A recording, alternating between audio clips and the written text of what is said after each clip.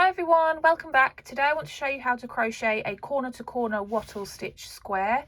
This makes for a really great alternative to your standard corner to corner crochet that's been around for ages. It gives a nice dense fabric and a really nice texture to the stitches, which means that not only does it work well for blankets on a big scale, but it really works well for dishcloths and face cloths because it has the texture that you need when you're using something to wash with or to scrub with. In this project, you're going to need to know how to single crochet, double crochet, and also how to do a single crochet decrease. It helps if you know the stitches beforehand. I do talk you through them, but it just makes life easier if you're already familiar with these stitches. For this project, you're going to need your yarn. You can use any weight yarn you like. It works whatever the weight of yarn. You're going to need an appropriate sized crochet hook, and you're going to need a pair of scissors to cut your work at the end. That's all. So without further ado, let's get going. So to start your project, you want to make a slip knot.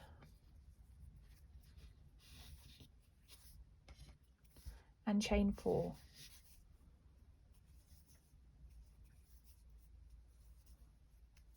And then your first stitches are worked into the 4th chain from the hook. So basically the first chain stitch that you made, you're going to work into that chain stitch a single crochet, chain 1, double crochet. Don't forget that I'm using American terms, so those of you that like to use British terms will need to do a quick translate into your own terms. So for the second row, we're going to turn our work, chain 3,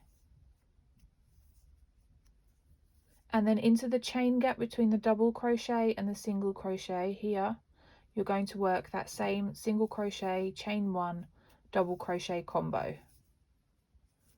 You're not working into the stitches, you're working into that chain 1 gap from the row below.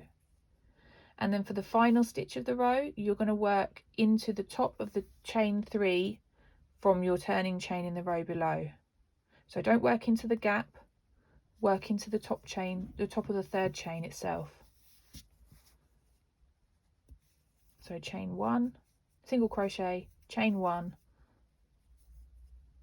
and a double crochet. And then you want to turn your work and chain 3. And then this row you're going to work again into the chain 1 gaps, your single crochet, chain 1, double crochet, but the gaps you are working into are only the gaps between the clusters. So here we didn't chain, so you don't work into this gap here. You want to skip this gap between the single crochet and the double crochet, and you want to work into the gap after the double crochet. So whenever you're putting stitches into your work, it's always after a double crochet. And again, just single crochet, chain 1, double crochet. And the last stitch goes into the top of that chain 3 from your turning chain on the row below.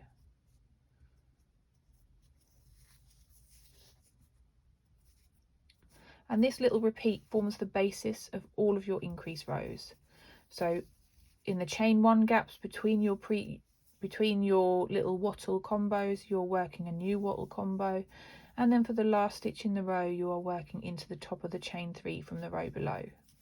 So I'll just show you a couple more times.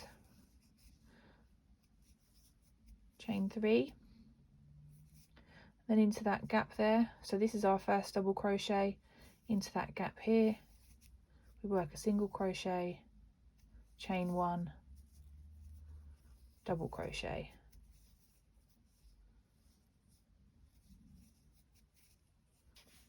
Then you are skipping a single crochet, skipping a double crochet, and working into the next chain 1 gap. Single crochet, chain 1, double crochet. Skip the single crochet, skip the double crochet, work into the chain 1 gap. So you're always working into the gap after the double crochet, not before. And then the last stitch again goes into the top of that chain 3 from the row below.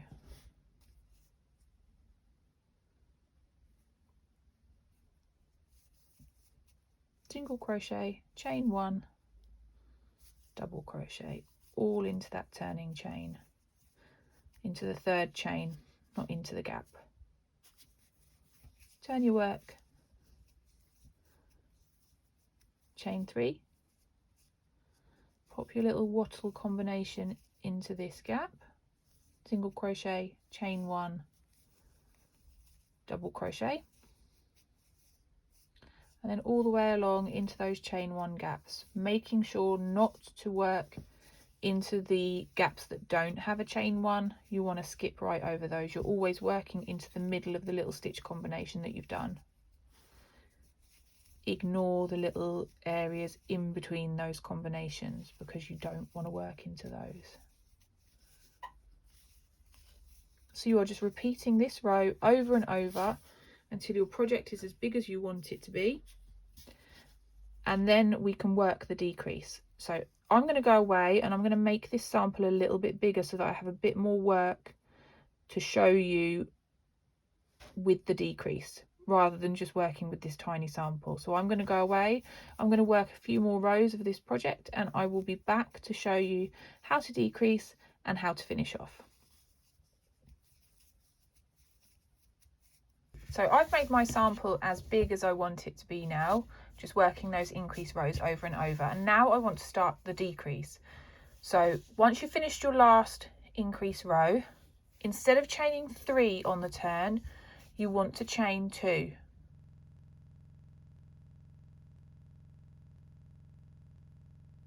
Now the decrease consists of 1 setup row, and then subsequent rows are just a 1 row repeat. So you chain 2, and then we work all the way along with our clusters again of single crochet, chain 1, double crochet.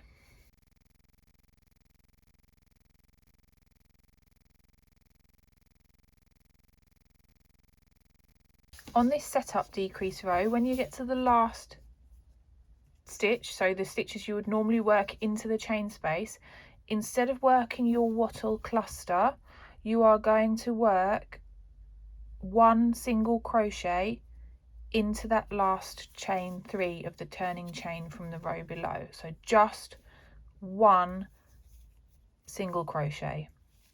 Then you're going to turn your work and chain 2. Now this decrease row is the repeat row, so this is the row that will repeat all the way until we have decreased right down. So you chain 2, and then as normal you work your wattle clusters into those chain 1 spaces all the way along as you have been doing on the increase rows. Nothing changes in this middle section.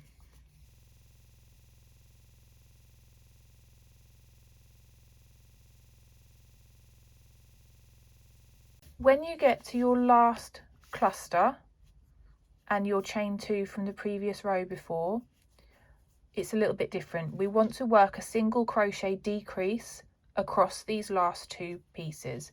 So you will put your hook in and pull up 1 loop, and then you want to put your hook straight back into the chain 2 from the row below, into the 2nd chain. Some people like to mark it because it can be a little bit difficult to find, and if you struggle you can work into the chain 2 space, but again I prefer to go straight into that chain 2. So then yarn over again, pull a loop through, and then you want to yarn over and pull through all 3. That is a single crochet decrease. Then we're going to turn our work, chain 2, and then work our wattle clusters all the way along again as we would do if we were increasing.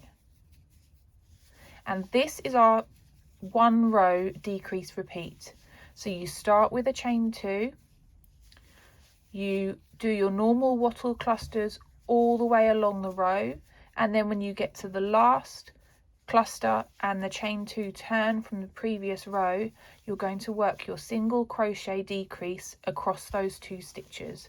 I'll show you once more when I get to the end of this row, and then I'll go away and decrease, and I will show you how to finish off.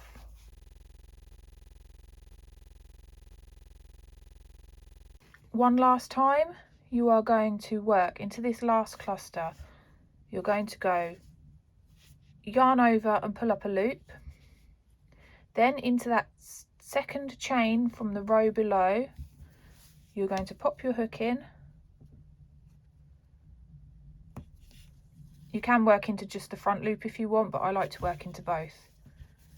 You are going to pull up another loop, and then you're going to yarn over and pull through all 3 loops.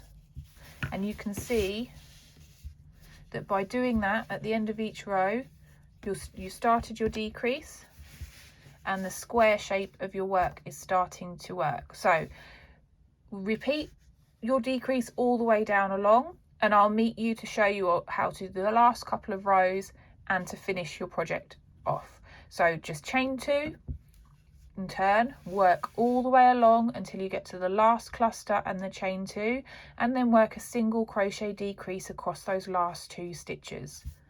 So I've decreased right down now, and I've only got 2 of my wattle clusters left along with my decrease at the end. So the last 2 rows are pretty much the same as before.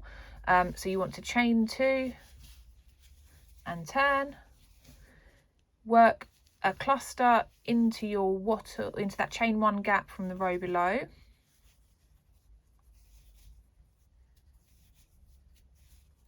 then work your single crochet decrease across the last chain gap and the chain 2 space from the row below.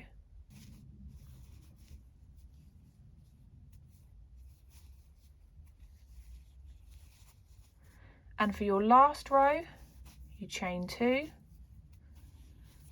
turn your work and work 1 single crochet into that last chain 1 gap that you have.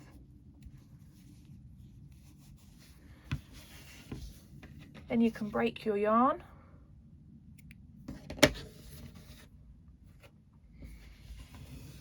pull it through, and there we have one finished wattle stitch corner to corner square. And these are great, you can keep them small and use them for washcloths, and as you saw at the beginning, they also look amazing in variegated yarn if you want to take them bigger and make them blanket sized. You get great texture, a really nice dense fabric, and just the variegated yarn sings in this stitch. So I hope you've enjoyed this tutorial. Please let me know what you think, and I hope to see you again for another tutorial soon. Bye.